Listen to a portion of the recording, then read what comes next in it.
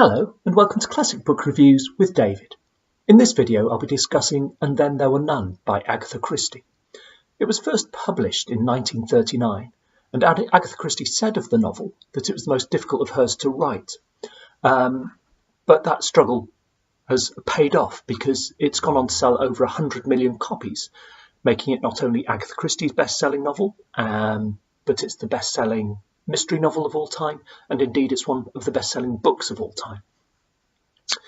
Strangely, it doesn't contain either of her two most famous characters, Miss Marple or Hercule Poirot, but that hasn't stopped it from being a phenomenal seller. And so to the story itself. It's about 10 people who are lured, mainly through invitations, to an island off the coast of Devon. And it soon transpires that the reason they've been invited there is because they've all somehow, one way or another, got away with murder. And the person who's lured them to this island wants some sort of retribution or some sort of justice. How does this person go about getting justice? Well, by bumping them off one at a time. Very quickly, those 10 people become 9, and those 9 become 8, as people are killed in a variety of ways.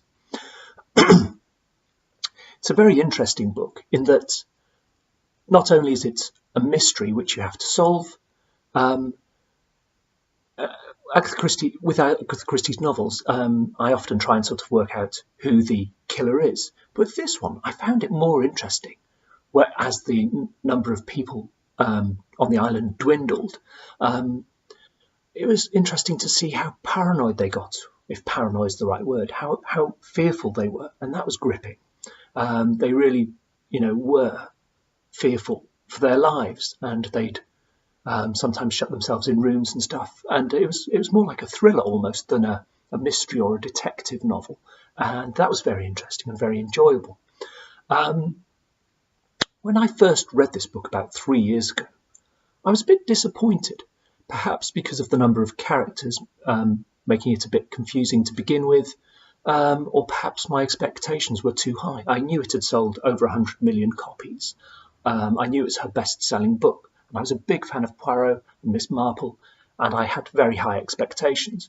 And perhaps because of those high expectations, I was disappointed.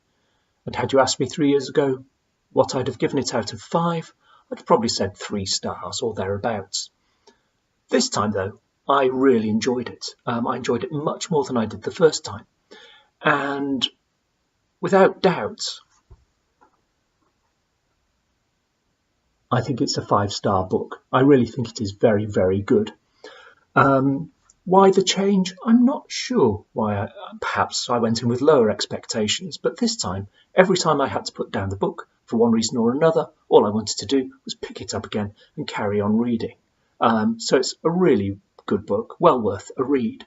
If you do want to read it yourself, I'll put links below. And if I can find a link to the video, I might put a link to the DVD in as well. It's been filmed a few times, I think. And that's it. You can always subscribe or you can follow on Facebook or Twitter. Thanks for watching and see you again soon.